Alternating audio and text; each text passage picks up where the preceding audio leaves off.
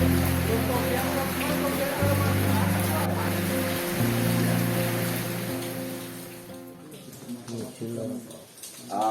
kasih, selamat sore. Assalamualaikum warahmatullahi wabarakatuh. Waalaikumsalam warahmatullahi wabarakatuh. Dalam pertemuan yang ketiga ini kita mensikapi permintaan dari BPK yang tentang minta data asli perjanjian tahun 80 dan 82. Ya, ini sebagai bahan, nanti kita ngobrol saja semua, akan saya jelaskan sedikit barangkali untuk sebagai bahan masukan saudara-saudara semua sebagai aliansi masyarakat Banyumas yang peduli tentang pembangunan atau jalannya pemerintahan di Kabupaten Banyumas. Begini, jadi menurut saya BPK itu agak muter-muter ya, ataupun mencari celah yang saya tidak tahu maunya kemana.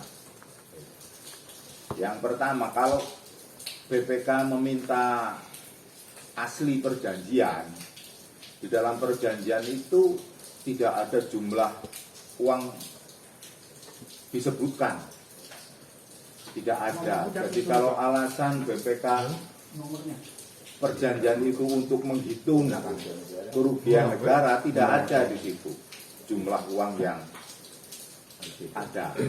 Itu. Jadi,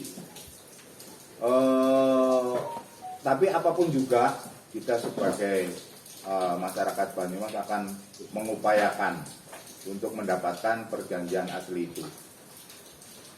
Secara lisan kita sudah meminta kepada pemerintah daerah dengan alasan tidak ada, tapi barangkali nanti kita juga akan menuntut kepada pemerintah daerah siapa yang akan bertanggung jawab tentang hilangnya arsip apa yang sangat berharga ini yang menyangkut tentang aset pemerintah daerah. Yang kedua, saya ulangi lagi ya, bahwa keputusan MA itu memang sudah inkrah. Itu keputusan perjanjian tahun 86, 1986. Kita di sini bicara perjanjian tahun 1980 dan 1982. Itu. Jadi perjanjian itu selesai yang 80 itu di 2012, yang 2000 yang 82 2014, karena ada jeda pembangunan 2 tahun. Jadi jelas itu berbeda 86 dan 80 dan 82. Saya jelaskan lagi, keputusan di 86 itu jumlahnya hanya kurang lebih 19.000 atau sekitar 20.000 meter persegi. Padahal luasan dari kebun dalam itu kurang lebih 29.000. Jadi jelas dalam keputusan itu perjanjian 80 dan 82 tidak terbawa. Memang ada kesepakatan bersama. Ya, menurut saya kesepakatan bersama ini tidak ada artinya apapun. Itu tidak berdampak hukum apapun, tidak bisa pemerintah atau negara itu melepaskan aset negara hanya dengan kesepakatan. Itu pelanggaran. Itu pelanggaran. Ya, jadi kalau kita bicara pelanggarannya sudah kemana-mana. Tapi itu sebagai pembuka saya dalam pembahasan sore hari ini yang nanti akan kita bahas dan akan kita tindak lanjuti. Yang pertama yaitu saya ulangi, akan kita tanyakan siapa yang paling bertanggung jawab di pemerintah daerah tentang kearsipan. Itu. perlu melaporkan juga. Ya. Kira-kira begitu Pak Ketua. Ya sebagai pembuka saja, saya sebagai Dewan Penasehat di AMB, Aliansi Masyarakat Banyumas, barangkali masyarakat belum tahu apa sebenarnya AMB itu dan apa tujuannya, barangkali Pak Ketua bisa jelaskan. Kami persilahkan Saudara Sumbadi. Terima kasih. Assalamualaikum warahmatullahi wabarakatuh. Waalaikumsalam. Terima kasih buat teman-teman yang menyempatkan waktunya untuk bagaimana Seru. aliansi ini. Terbentuknya aliansi ini adalah kita tergugah yang sebetulnya sudah tidak raja lagi, beberapa kali muncul bondalem. Saya tersentuh pada saat saya melihat YouTube ada kegiatannya saudara kita Dea Ananto ya. Langsung saya itu telepon pada Dea Ananto itu sebagai lawyer itu, ini benar-benar atau ngembes nantinya, tapi dia sudah bulat bahwa saya tidak akan ngembes semaksimal saya. Alhamdulillah, jadi kita tersentuh itu kita harus menopang, membantu mensupport saudara kita yang masih gigih untuk berjuang tentang Bondalem. Karena Pak Herman sudah tidak henti-hentinya berapa kali ya Pak Herman berjuang untuk Bondalem itu dipatahkan dengan adanya katanya ada muatan politis. Itu hanya alasan sana saja. Tapi kalau bicara hukum sebetulnya itu alibi saja. Jadi terbentuklah kita dengan Pak Herman ini mengumpulkan teman-teman dari aliansi ini, dikumpulkan sehingga dibentuklah AMB, Aliansi Masyarakat Banyumas. Nah, terdiri dari semua aliansi yang ada yang terdaftar. Jadi alhamdulillah sudah terbentuk. Nah, sementara saya dipercayakan untuk dituakan sementara ini di aliansi ini. Pembinanya Pak Herman, ketuanya saya, wakil ketuanya Pak Yoga, sama Pak Edo ya. Sekretarisnya Pak Ujo, bendaharanya masih. Ya. Jadi anggotanya teman-teman yang semangat akan membantu bagaimana gerakan dari Dea Ananto ini mudah-mudahan terbongkar. Ini dengan aib-aib yang ditutup-tutupin segala busuk akan bau juga. Ternyata dengan perjalanan ini respon teman-teman begitu kita duduk ini ya responnya mayoritas setuju apa. Jadi berbanggalah kita ada sekelompok orang yang akan peduli terhadap kebijakan-kebijakan pemerintah yang tidak sesuai kan ya Pak ya. Jadi marilah kita bentukan ini adalah jangan coba-coba sembarangan memberikan kebijakan yang tidak sesuai dengan aturan itu. Jadi ada pengontrolnya yaitu kita dari Aliansi Masyarakat Banyumas. Nah tujuannya yaitu membentuk aliansi ini tujuannya adalah pengawasan terhadap kebijakan pemerintah dan menyukseskan pembangunan. Jadi ya membantu, ya mengontrol. Ini tidak perlu jadi bupati kalau memang kita memang solid. Inilah yang sebetulnya macam bentukan ini yang akan bicara untuk Banyumas kemana. Jadi kita tidak a priori harus mengontrol saja, tapi juga harus membantu pelajaran sebagainya. Karena kita sebagai warga negara yang baik kan harus mendukung pembangunan asal dengan rel-rel yang sesuai dengan aturan. Jadi kita sangat bangga dengan ada pembentukan ini. Mudah-mudahan Banyumas adalah milik kita bersama. Ya. Jadi mulai sekarang ada yang ngontrol selain Dewan adalah dari kelompok kita yaitu AMB. Nah, kita harus bangga dan harus harus punya wawasan terhadap pembangunan yang ada di Banyumas khususnya atau pembangunan sebagai yang di luar ini. Jadi ini sudah berapa kali rapat yang tujuannya adalah permasalahan awal adalah masalah Kebon Dalem yang kebetulan lagi dipandegani oleh adik kita Mas Ananto yang berjuang terus sendirian tanpa biaya yang lain ya Mas ya. Tanpa sokokan-sokokan, jadi tidak takut gembes. Apa ya? Ya, enggak boleh. Bahkan dia kalau malah di sini ada yang gembes dan beda dia akan mempermasalahkan ya. Ya. Ini. Jadi disitulah komitmen kita sebagai anggota aliansi ini harus konsekuen, jujur dan berani. Jadi setiap ada data, ada masukan, ada permasalahan apa dibahas di sini untuk Banyumas bagaimana harus kita nanganinya. Gitu.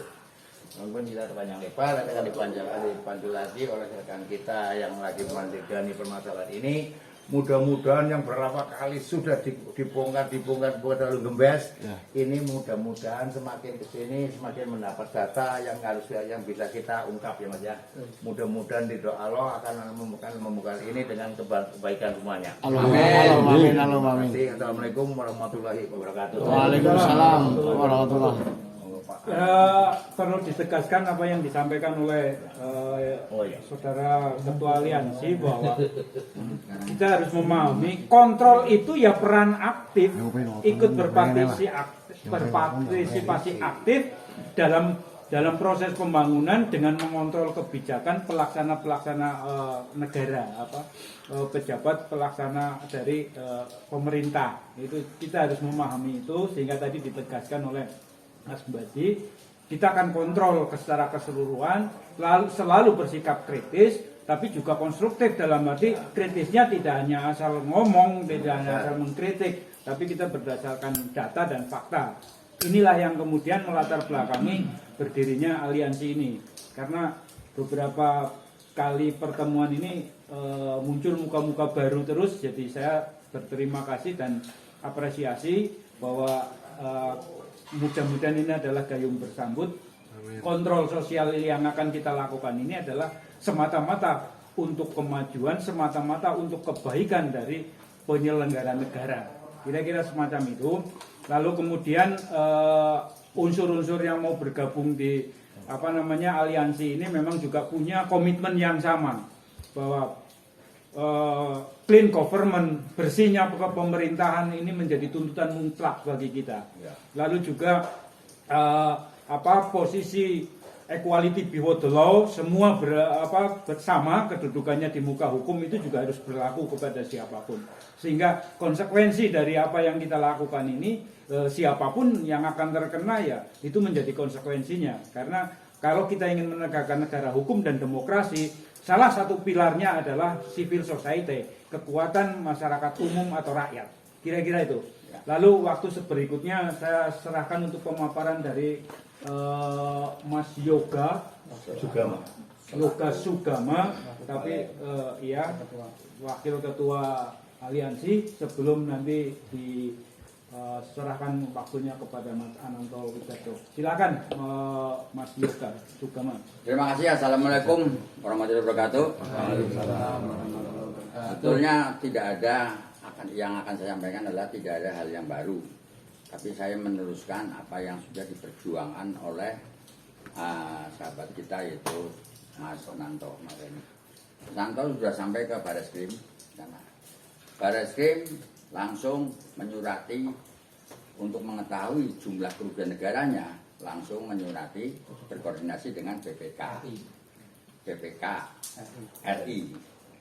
Namun demikian sangat disesalkan kalau bahasanya Pak Herman adalah bundet gitu loh.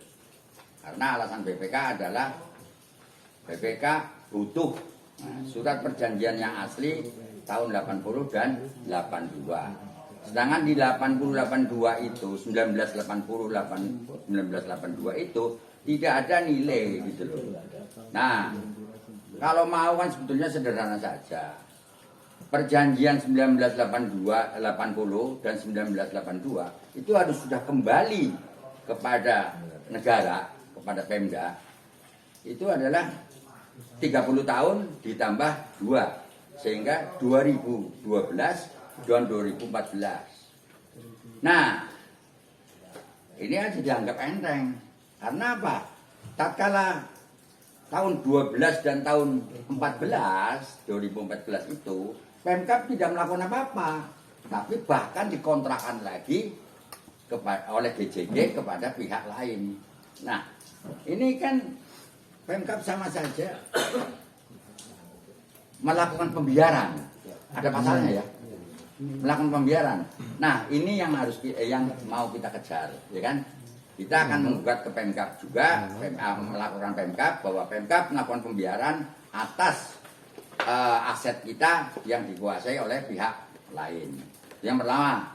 Yang kedua itu adalah kita sudah mencari perjanjian yang asli tahun 1980 dan 1982, tapi hilang. Nah, di sini juga tidak semudah itu, tidak sederhana itu jawabannya hilang, karena itu adalah dokumen negara, ya kan, yang mempunyai Pemkab mempunyai kewajiban untuk menjaga. Karena itu kita bukan mungkin ya, tapi kita akan melaporkan hilangnya dokumen itu tadi. Mungkin dari saya yang intinya begitu, Pak. Kalau yang lain-lainnya secara teknis kita diselesaikan, kita bersamakan.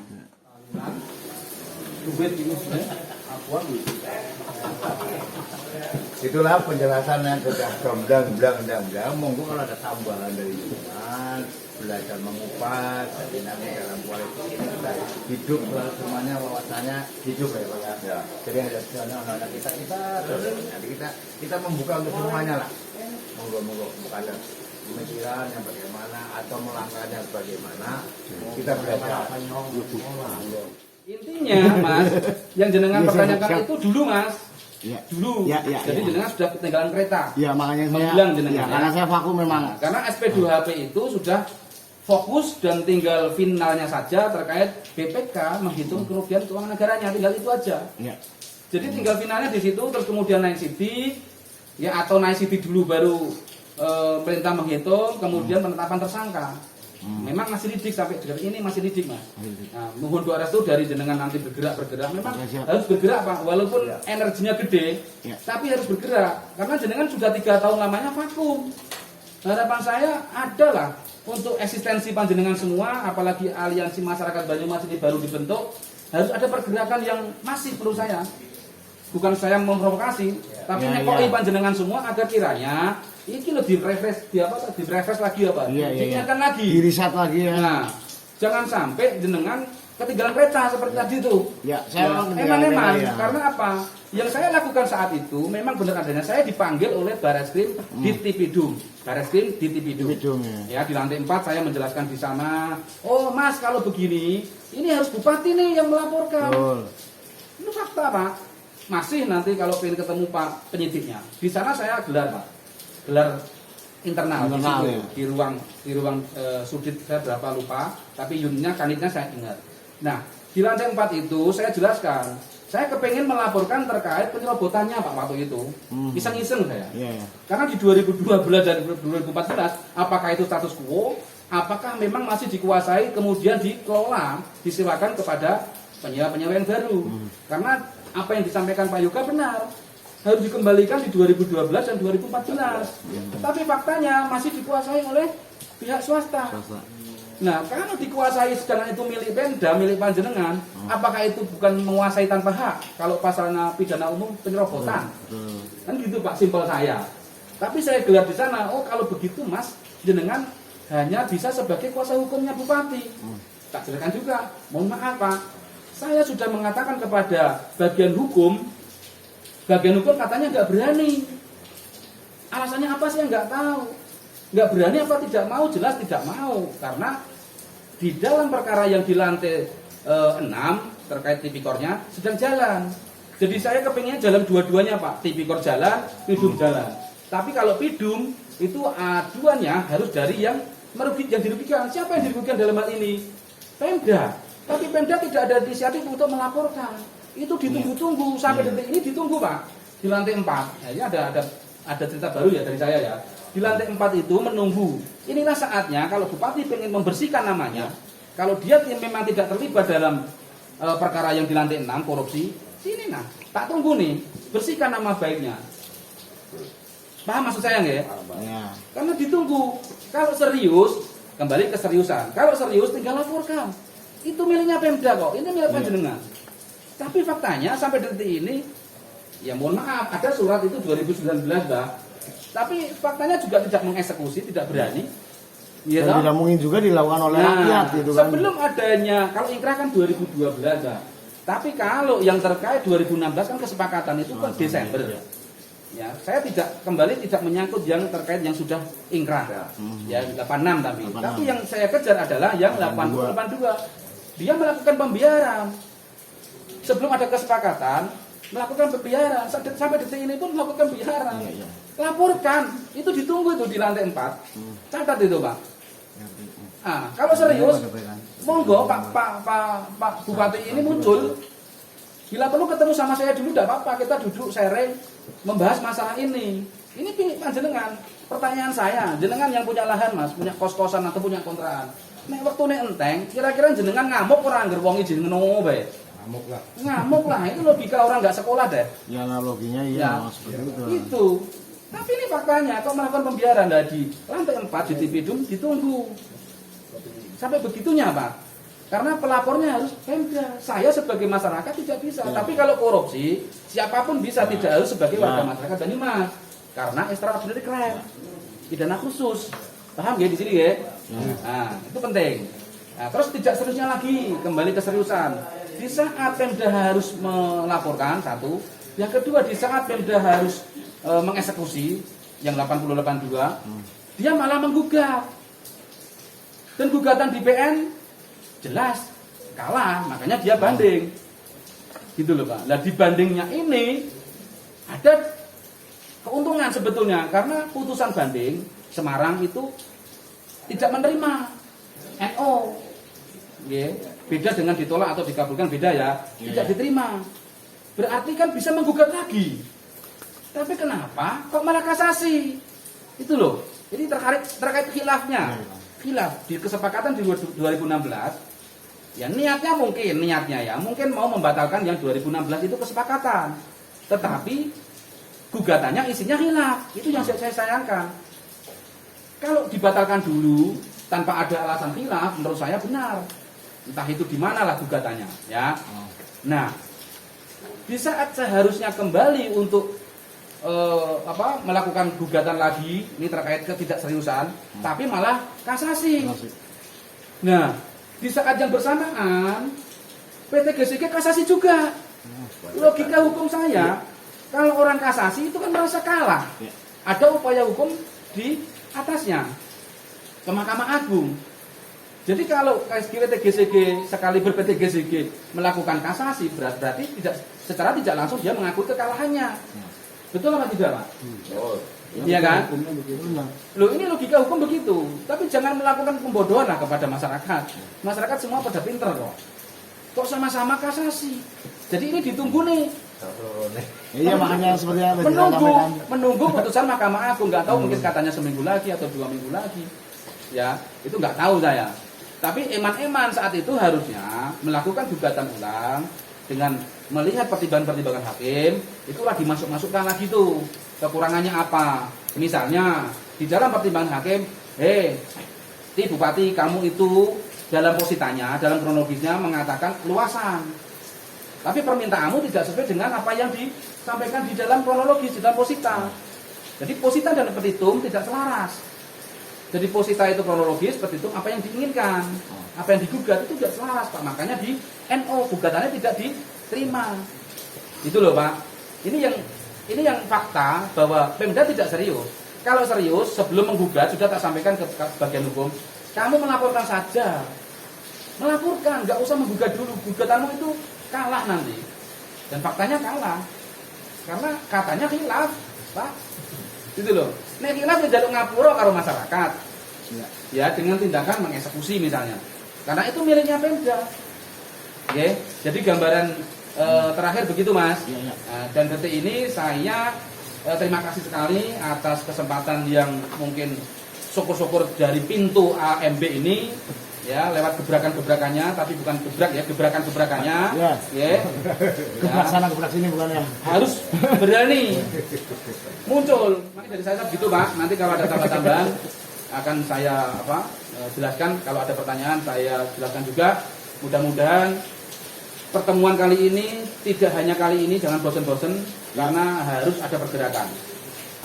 Dan perlu diingat lagi karena saya mengeluarkan uang sendiri, jenengan pun jangan berharap di sini untuk bisnis. Siapapun yang ada niatan untuk bisnis, Kalau saya menemukan minimal 2 alat bukti yang sah, akan saya perkarakan orang-orang ini. Yang ada di sini, yang ada di AMB, saya nggak peduli. Tidak ada molestasi di antara kita. Tidak ada, karena saya harapannya tidak ada yang gembes. Sudah terlanjur kita membuka semuanya terkait bukti-bukti, tapi untuk misalnya ngamen misalnya, saya nggak mau. Tapi kalau saya menemukan itu, ya saya nggak segan-segan untuk memperkarakan. Tak perkarakan Pak Penasehat. Terus kemudian ini Pak, ini kan pergerakan sebagaimana yang Mbak Herman sampaikan kepada saya pribadi dulu ya. Pergerakan ini terjadi mungkin udah 10 atau 15 tahun yang lalu. Tapi selalu ngembes dari generasi ke generasi. Nah, semoga ini menjadi momentum. Nah, untuk menjadi momentum untuk menggolkan itu diperlukan sebuah sikap yang loyal, militansi dan sebagainya. Nah, ini caranya bagaimana agar kita itu jangan ada yang melempong dan sebagainya ya. Sedikit saya jawab ya. Makanya ada fakta integritas, surat pernyataan yang ditandatangani nantinya dan sudah terkumpul dari masing-masing simpul-simpul teman-teman LSM, dari ketua-ketuanya, pentol-pentolannya, menyuruh anggotanya untuk apa? Untuk mendukung dan peduli pergerakan moral. Jadi di sini moral, Mas. Ya. Ini tidak ada yang lain. Kalau berpikir terkait ada keuntungan di sini, yang ada lah. saya nggak habis pikir nantinya. Dan mungkin saya keluar duluan ya, tapi ada tindakan hukum dan sanksi yang terkait saya sudah ucapkan Pak, akan saya perkarakan. Sepakat itu Ya, karena mohon maaf selama 3 tahun saya sendirian, mohon maaf juga saya pakai uang sendiri. Nah kalau jenengan di sini hanya numpang anget, saya nggak mau, percuma, saya nggak mau, siapapun lah ya. Akan ada sanksi sosial dan sanksi pidana kalau saya menemukan minimal 2 alat bukti yang sah. Ya mas, santai aja mas, kalau ada anak orang apa. Yang penting saya pesan ini harus bangga dengan adanya perkumpulan ini. Dan sejak meski harus menjabat sebagai pejabat pemerintah, kita membangun rumah yang lebih baik. Kita ada